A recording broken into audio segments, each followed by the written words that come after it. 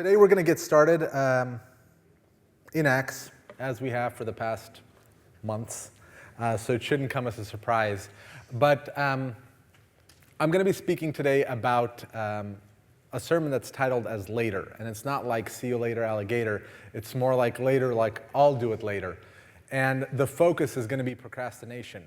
But in the spirit of the sermon, we're going to procrastinate a little, and we're going to first work through a little bit of exegesis on Acts 24 before we get to actually procrastination. So let's procrastinate before we talk about procrastination. It'll give us some practical lessons in the meantime.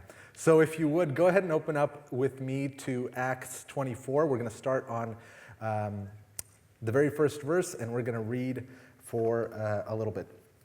So after 5 days... So Paul is before Felix. So he got arrested. He's now brought to the local ruler, and he's before Felix.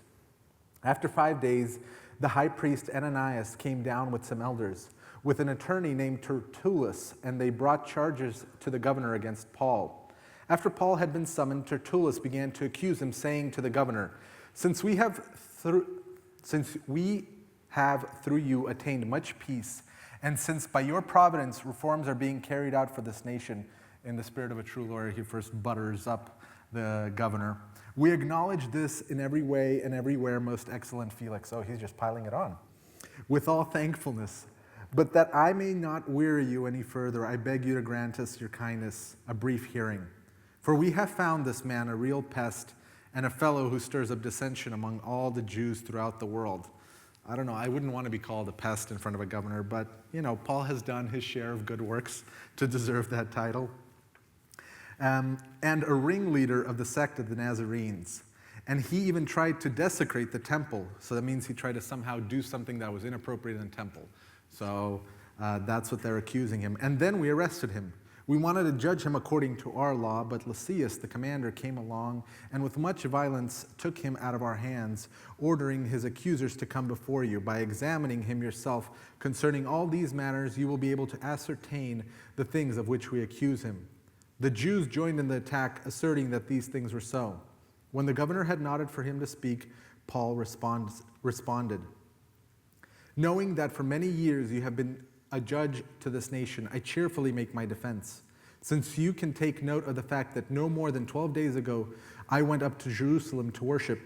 Neither in the temple, nor in the synagogue, nor in the city itself did they find me carrying on a discussion with anyone or causing a riot, which is a change for Paul since he's very used to doing those types of things. Nor can they prove to you the charges of which they now accuse me. But this I admit to you, that according to the way which they call a sect, I do serve the God of our fathers, believing in everything that is in accordance with the law and that is written in the prophets, having a hope in God, which these men cherish themselves, that there shall certainly be a resurrection of both the righteous and the wicked. In view of this, I also do my best to maintain always a blameless conscience with both before God and before men. So what we hear here is something unusual. It's not the typical sermon that Paul gives because he is no longer out with the Gentiles. He is now with the Jews. And here he applies a different message. And it's a message that as a Christian, you guys should also be able to make very clearly, very succinctly, and very noticeably to those around you. And what Paul basically says is, starting at Genesis and all the way to the end of the Bible in Malachi, I believe in everything. I believe they didn't have the New Testament at this point, but he said, I believe the Old Testament. I believe all of the prophets. And he more or less restates what Jesus tried to say during his entire ministry in that I did not come here to turn over the law or make something different. I'm here to fulfill the law. I'm here to fulfill all of those books that you guys have failed to fulfill by not having the grace of salvation.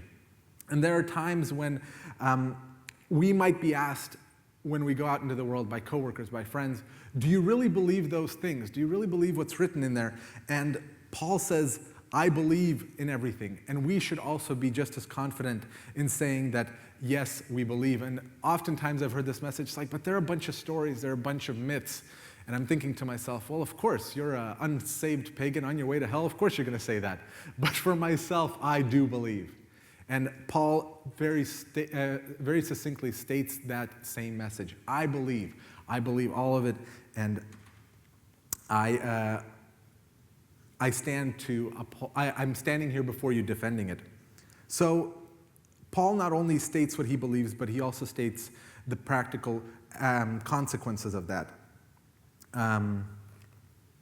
So what he basically says is, I have a clean conscience. In other words, not only have I been fulfilling the law, not only have I been doing what I've been doing, but I also have a clean conscience. And that's another thing that we have to make sure to prioritize and mention to people, is that we're doing these things not because we're somehow holier than you, or somehow trying to be, act a little bit special compared with you. We're doing this in order to have a clean conscience. We earnestly believe in everything that we say, and if we don't preach it as we read it and as we believe it, then our conscience cannot possibly be clean. And basically what he says here is a tract version of the gospel. And I encourage all of you to basically have a message that you have prepped. It's been said many times from here before. Have a message that you can do in a minute or two. Somebody who you're seeing on the street, somebody you're interacting. Don't just come up to random people and say, Jesus loves you, come with me, to church. No, but in the course of a conversation, you need to be able to quickly get your message out before they shut you down, basically. So that's what Paul does here, and it's a very good example for us. So let's continue reading on verse 17. Now, after several years, I came to bring alms to my nation and to present offerings, in which they found me occupied in the temple, having been purified without any crowd or uproar. But there were some Jews from Asia who ought to have been present before you to make accusation, if they should have anything against me. Or else let these men themselves tell what misdeed they found when I stood before the council, other than this one statement which I shouted while standing among them, for the resurrection of the dead am I on trial before you today. Paul says, well, technically I'm not completely blameless. I did do a little bit of yelling, but it was in a good spirits, and it was for a purpose. But Felix, having a more exact knowledge about the way, and you see, here's the problem with judges. You can try to fool them, but when the judge knows more than you about what's going on, there's a good chance that he's going to call you on whatever untruths you're giving to him, and he'll call you out and say, that's a bunch of baloney. You're not telling me the truth. So Felix, having a more exact knowledge about the way, put them off, saying, when Lysias the commander comes down, I will decide your case. Then he gave orders to the centurion for him to be kept in custody and yet have some freedom and not prevent any of his friends from ministering to him. But some days later, Felix arrived with Drusilla, his wife, who was a Jewess, so she was Jewish, and sent for Paul and heard him speak about the faith in Christ.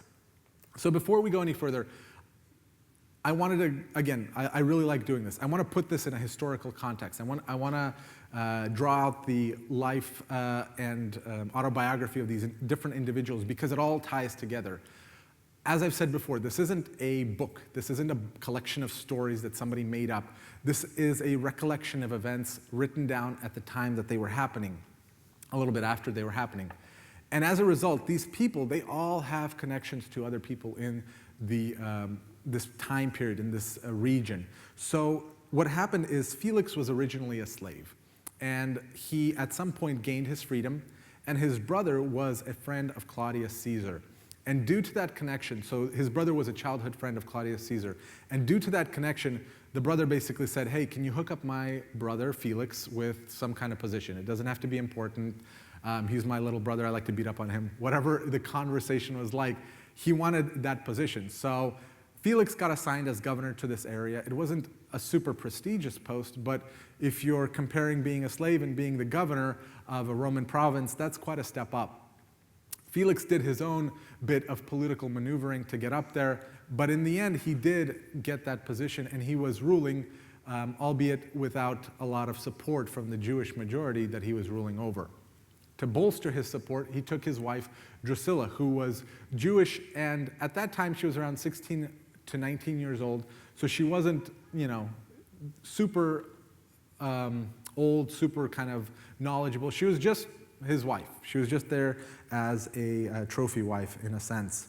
And she was actually the daughter of Herod Agrippa I. So if you remember all the way back in Acts chapter 12, we were talking about Herod Agrippa I. I think I was the one talking about Herod Agrippa. And what happened is Herod, if you remember, he stuck Peter into prison.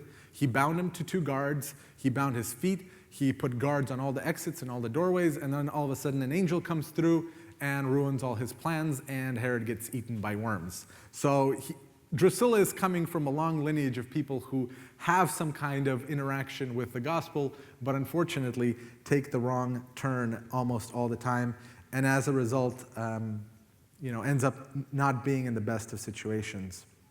So we're going to read the next passage, and I'm going to read it as it's written in Scripture, and then I'm going to read it a second time from a first-hand perspective.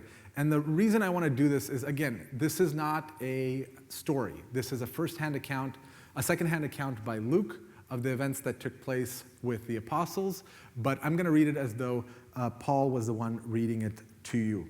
So we're going to start on verse 25, and I'm going to read it first the way that it's written, and then in the first person. But as he was discussing righteousness, self-control, and the judgment to come, Felix became frightened and said, "Go away for the present, and when I find time, I will summon you." At the same time, too, he was hoping that money would be given to him by Paul. Therefore, he also used to send for him quite often and converse with him. But after 2 years had passed, Felix was succeeded by Porticus Festus, and wishing to do the Jews a favor, Felix left Paul imprisoned. Now from the first person. But as I was discussing righteousness, self-control, and the judgment to come, Felix became frightened and said, "Go away for the present, for when I find time, I will summon you." And at the same time, too, he was hoping that I would give him money. Therefore, he used to send for me quite often and converse with me. But after 2 years had passed, Felix was succeeded by Porticus Festus, and wishing to do the Jews a favor, Felix left me imprisoned. Now, I hope that passage sounded a little bit different. I hope it sounded a little bit less distant from what it originally sounds like, and that's the goal. I want you guys to understand that these are real people, these are real interactions, and they're real motivation. Felix was not just discarding what Paul had said just because it fits nicely with the narrative. He was most likely doing the things that he was doing because he had some internal discussions that were going on. So the first thing that we notice is that that Felix instantly was fearful about what was going on. So he heard the message about unrighteousness and the righteousness that he had to get through Jesus, and all of a sudden that made him scared. And we can only ponder why that would be the case, but I would be willing to guess that Felix had an idea of what righteousness was in his mind. He had an idea that I have a Jewish wife, I do good things to the Jewish people that I govern over, like the lawyer said, you do a lot of good for us. I'm a good person. I've done a lot of righteous things. And all of a sudden, Paul comes in and he says, whatever ideas you have about righteousness and about what is right and what is wrong, those are really irrelevant. And what you have to do is you have to look through the law and you have to look through the life of Jesus and judge for yourself and tell yourself whether those things are really righteous or whether they're not. The first thing that you have to do is you have to settle your righteousness with God vertically, and then you can figure out your righteousness horizontally. And what Felix was doing is he was focusing horizontally. As long as I'm okay with the people, and as long as the religious leaders, and as long as the Jews that I rule under are happy with me, then I'm a good person. And what he was missing that vertical righteousness with God. And attaining salvation through all these different things, it really doesn't do anything for you. And being the wise leader that he was, he made a very leader-like decision. What it says he did is he said, Paul, we'll talk about this later. So the decision that he made was to procrastinate. Being the leader that he was, the decision that he made was to procrastinate. And the topic that we're going to be going through, the one that we're going to be diving into right now, is procrastination. And I want to talk to you, and I want to kind of unwrap it from just the word itself to actual actions that we take and actual things that we do, so that it's not some distant story like some people read Acts, but that it's something that can apply to our lives. And what we're going to do is we're going to talk about two methods of procrastination, and we're going to talk about two sources of procrastination. So things that can, ways that procrastination is displayed in our life, and where does that procrastination comes from.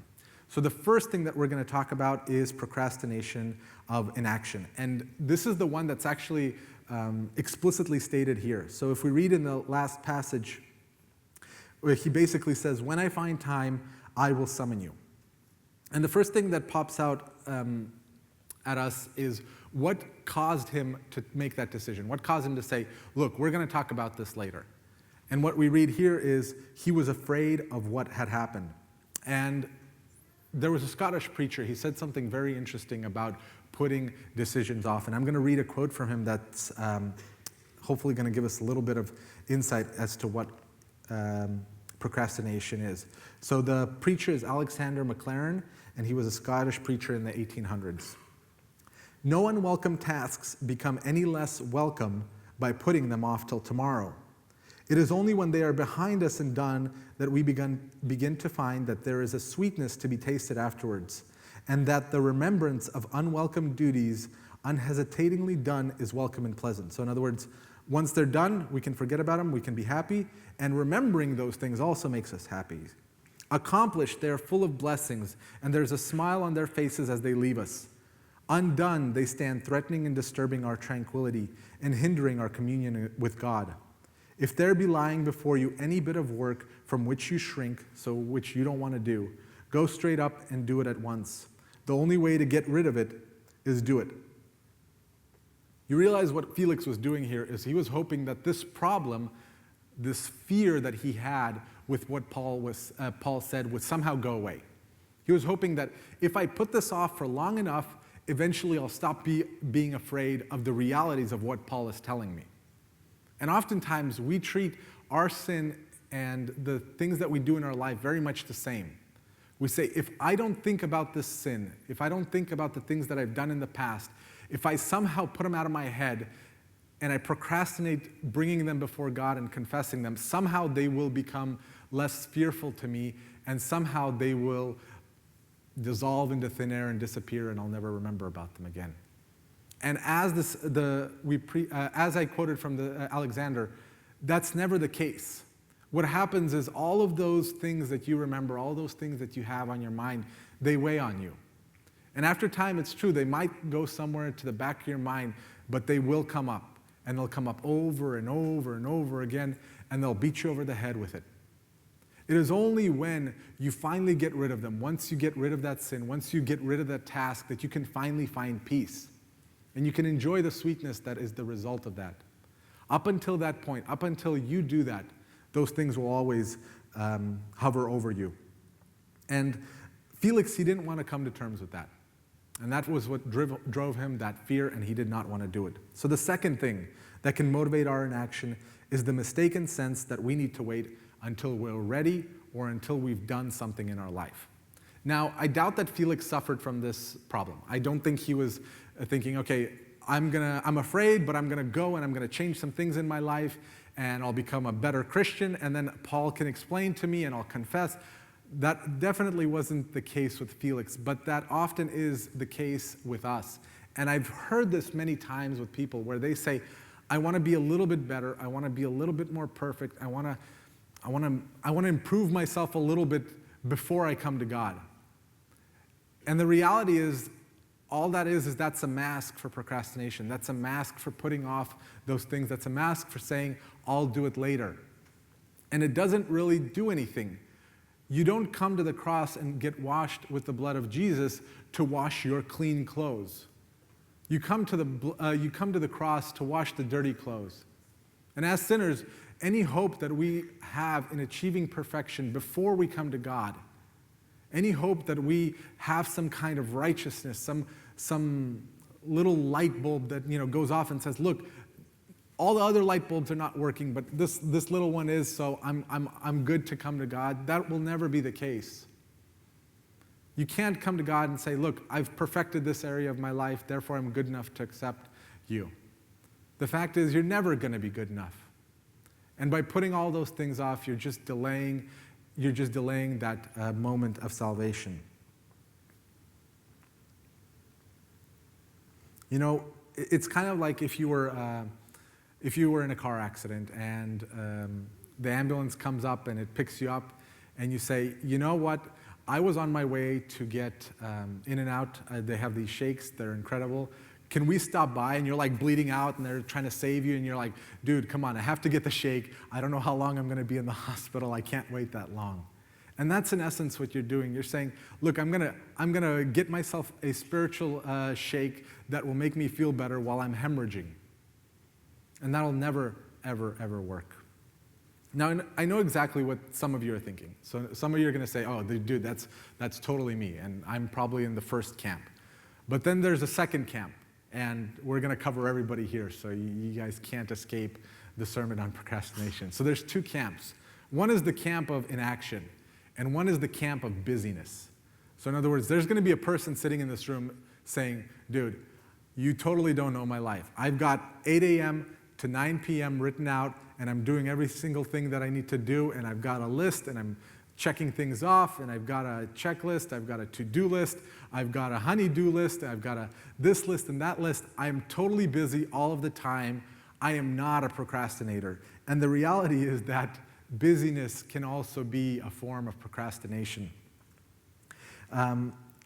What Paul preached is, for Felix, was probably in that area. So Felix was not a person who was busy in inaction. He was busy in action, most likely. And he was saying, you know what? I've got a lot of things to cover. I'm a governor, so Paul, when I have time for you, I'm going to do that. And it's true. There are a lot of things in our life that we can say, look, these things are important for surviving. I have to go to work. I have to do this. I have to do that.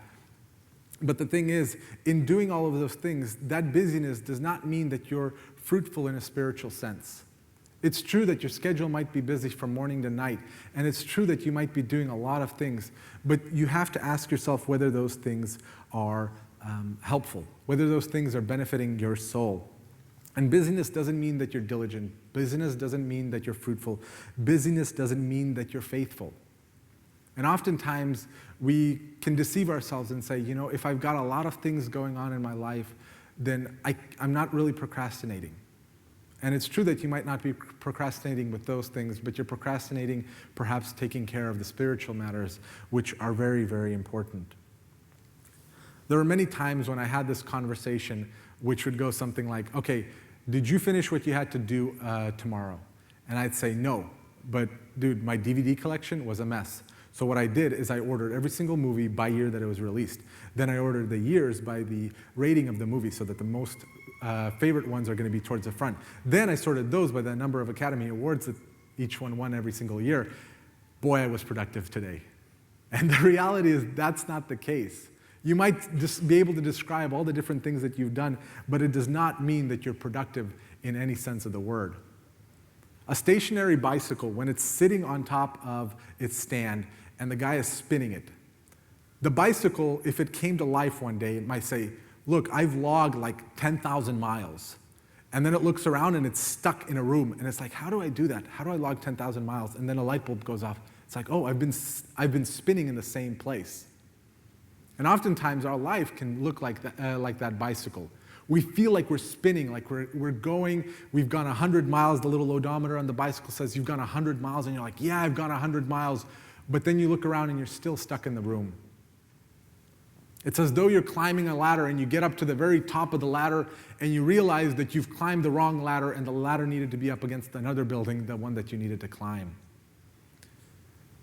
And while this procrastination is sad from a kind of purely physical or material level, it becomes frankly very terrifying when you think about that from a spiritual sense.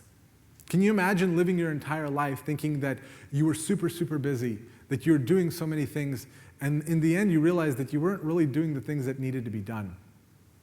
I don't want to come to heaven one day and say, you know what, I was spinning on a stationary bicycle. Yes, I was busy. Yes, I didn't have free time. Yes, it looks like everything that I needed to do was done, but I didn't take care of the most important things. So why? Why do we do these things? Why does procrastination take a hold of us in such a serious way? And the first cause, the first symptom, the first source of procrastination has got to be the prioritization that you do in your life. You see, each one of us, we realize that we have some kind of gifts. We have some kind of abilities. Now, those abilities, they can be used in a myriad of ways. You know, if you've got a fast reaction time, that can be used in some applications. If you've got strength, if you've got endurance, that can be used in a bunch of different applications.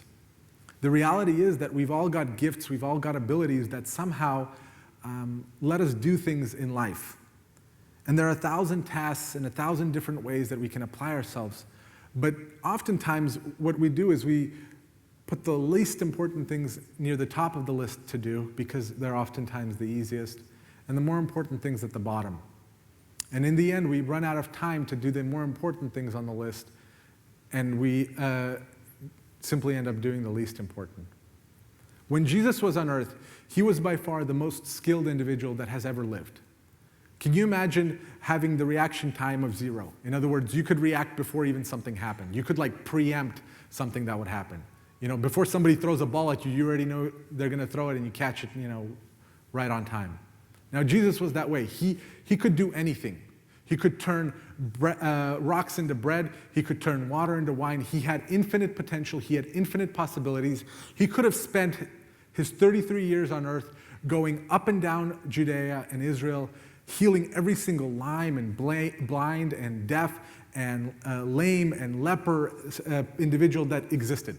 He could have gone up and down day and night, healing and bringing from the dead those who had died.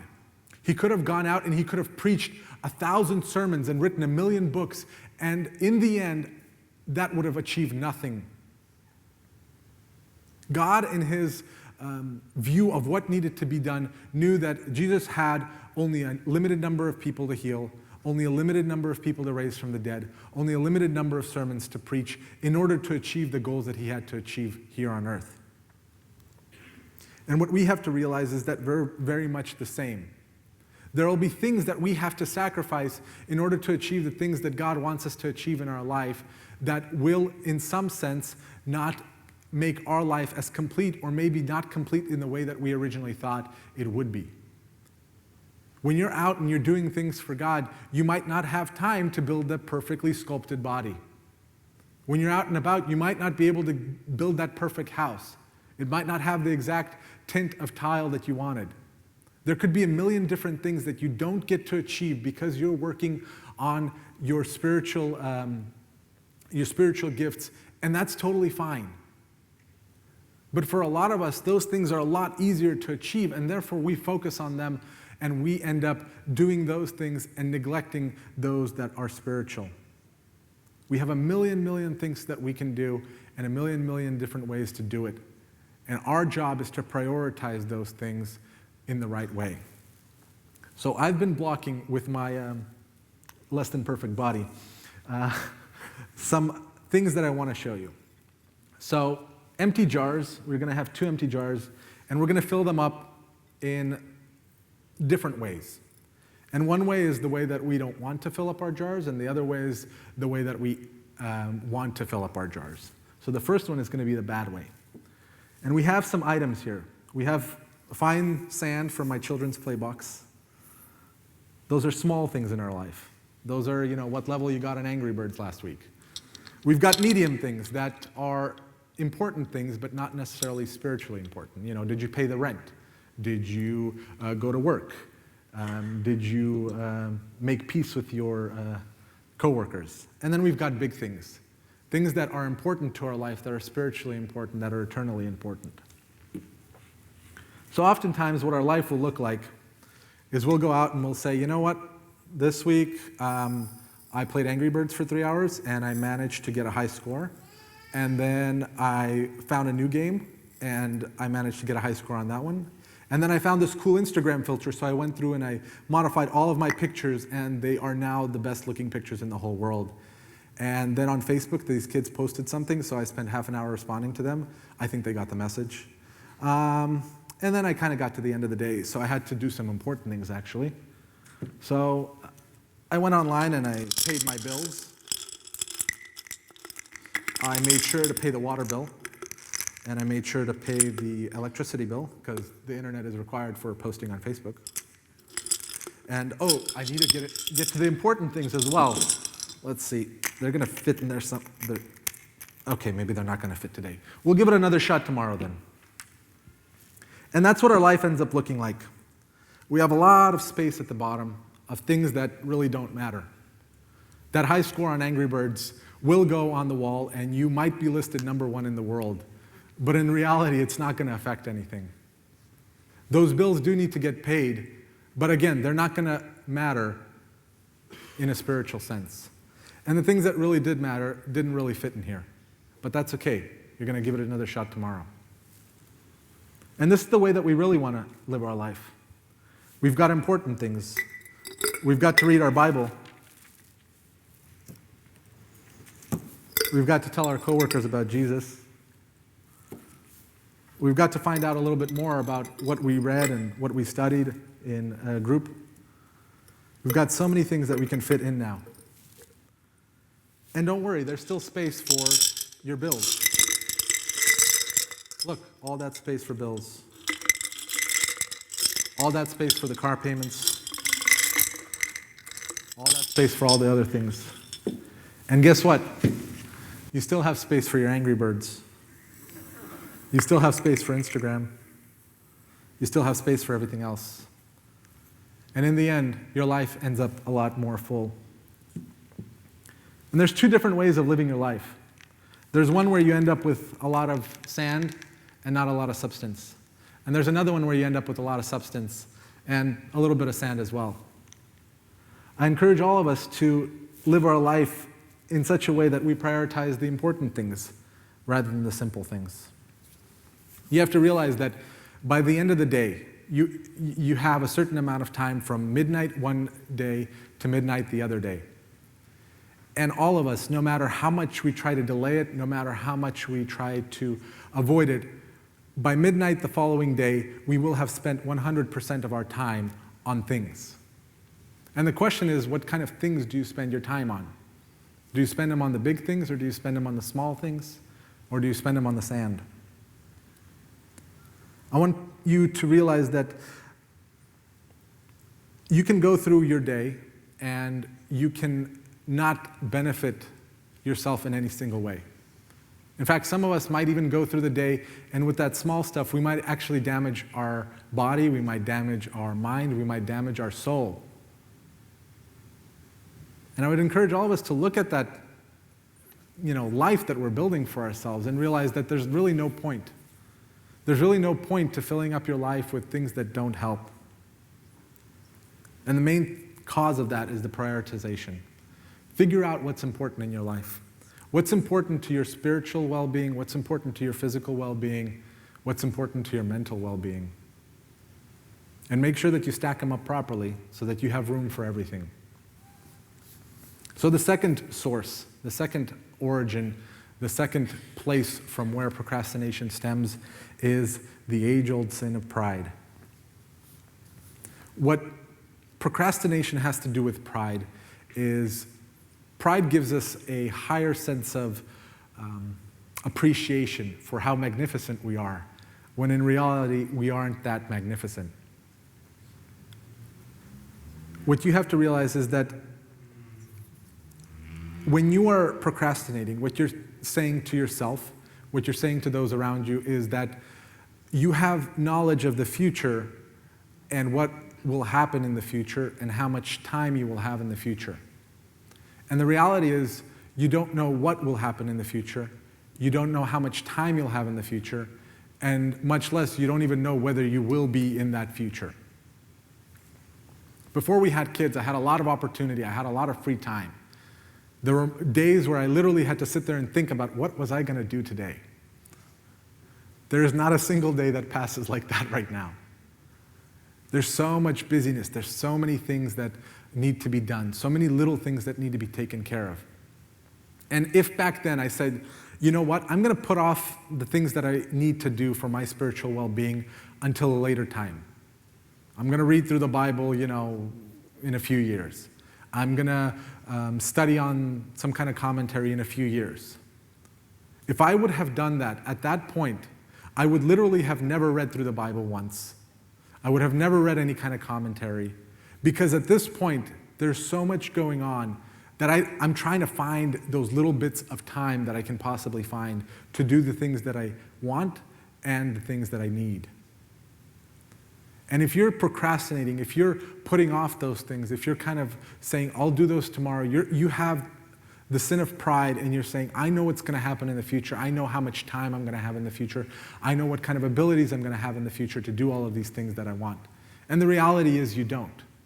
You don't know what's happening, what's going to happen. You don't know what's going to, take place.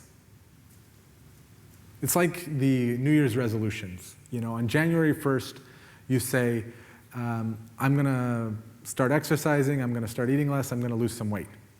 And you wake up after New Year's, you binge the night before because you're looking forward to starting a brand new day.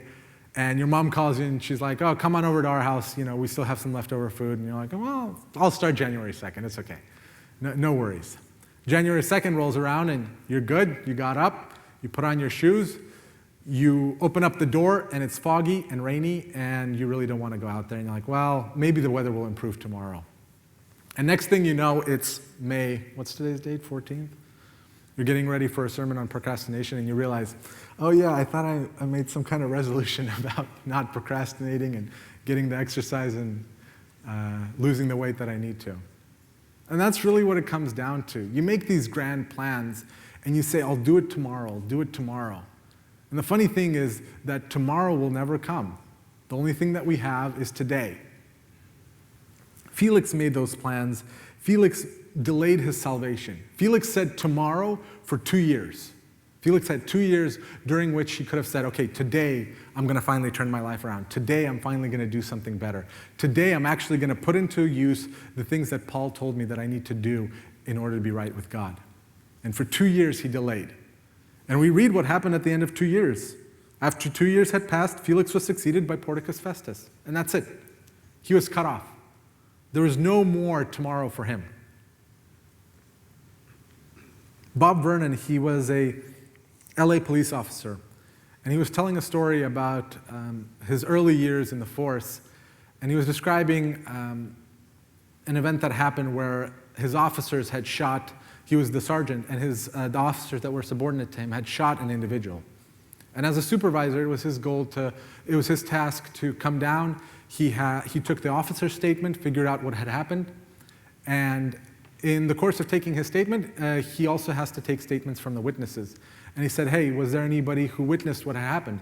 And he said, yeah, the Jesus freak over there. Now, Bob, he was a Christian, so he's like, oh, well, I guess I'll talk to the Jesus freak over there. I guess I'm not a Jesus freak. Well, so he goes over to this guy who's standing there, and he's like, he's kind of the stereotypical Christian. He's like, oh Lord, oh Jesus, that was crazy. And he comes up to him and he says, what happened? And he said, well, I was walking and I see this guy sitting on the curb, and for some reason the Spirit spoke to me and it said, come up to this guy and share the gospel message with him. And I'm like, well, I've never had a feeling like this before, but I said, okay, fine. So he comes up to the guy and he says, this is going to sound a little bit weird, but do you mind if I share the gospel message with you? And the guy's sitting there, and this was the guy who had just robbed a location a little bit while ago. He was sitting there on the curb with a gun, and he looks up and he says, go for it. So he starts sharing the gospel message that Jesus loves him, that he died for his sins, and that the only way to salvation is by accepting Jesus. And the guy looks up to me and says, thank you for your message, but I've rejected Jesus a number of times in my life, and I think on this occasion I'm going to do the same thing. But thank you anyway. So the guy says, okay, I gave him the message, and he turns around to walk away, and in that instant, the 2 patrol cars pull up to the guy. The officers jump out, say, put your hands up. The guy reaches for his gun, and he is dead before the guy has gone 10 feet. And as Bob Vernon's interviewing him, he says, I've never had something like this happen in my life. He said, the Spirit spoke to me because God wanted to throw another lifeline to this guy. This guy had heard about Jesus, he had heard about changing his life, and God wanted to throw him one more lifeline to say, look, here's one last chance. Take it. And the guy said, some other time. And that's what we end up doing. We say, tomorrow's going to be the day. Tomorrow's going to be the day. And this isn't just about conversion. This isn't just about, tomorrow I'm going to come to Jesus. No, this applies to everybody. This applies to Christian and non-Christian alike. Tomorrow will be the day that I finally open myself up to some kind of ministry. Tomorrow is the day that I finally come to Jesus. There can be so many things that we can put off till tomorrow, and we become spiritually complacent if we're Christian, or we become with a hard heart if we aren't. And I don't want you to leave here with a tear in your eye and say, he scared the procrastination out of me with hell. I don't want to do that to you guys. I don't want an emotional change to come over you without a spiritual change happening at the same time. What I want is a spiritual change to take effect that has an effect on your emotions, that has an effect on your actions. I don't care if you cry. I care if you do something about the things that you've heard. In 2 Corinthians, it gives us a very specific time frame when we are to come to Christ. It gives a very specific time frame when the appropriate time is, and it says, "Behold, now is the acceptable time. Now is the day of salvation." One of the thoughts that might be going through your mind is, well, what will people think? And the reality is it doesn't matter. Because when you're face to face with God, you're going to be standing there alone. And there's not going to be a single person who's standing around you to worry about what you're going to think. And there's also going to be a time when the very last Christian, the very last individual comes to God. And if you think about it, there will be a point where the very last person comes to God and there will be not a single person coming after him. Today we hear about, there was a revival there and 500 people came, and there was a revival there and, another 500 people came. But there will come a point where it'll be, there was a revival, 500 people came, the end.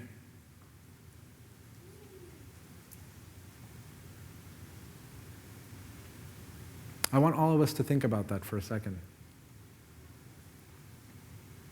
We put off so many things for tomorrow. And Jesus, he calls us, he doesn't call us tomorrow. He doesn't say, okay, tomorrow come to me. He calls us today. And whether you're a believer and you're saying tomorrow I'll do something, or you're an unbeliever and you say tomorrow I'll find Jesus, tomorrow might not happen. Or it might happen for 2 years, and like Felix, eventually it'll come to an end. The thing is, time will pass. And there will never be a moment where it will pass a second time. It'll pass and it'll go away. And it'll never come. And today is the right time. Today is the day of salvation. Today is the day that you can change something in your life. Tomorrow is not in your control. Let's stand and pray.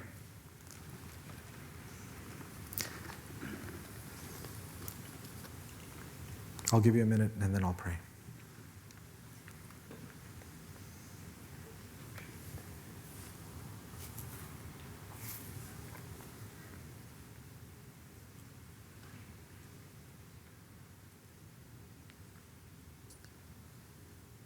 Dear Father and Lord, we come before you today, not tomorrow, not a day from today, not next week. We come before you today, and we ask that you would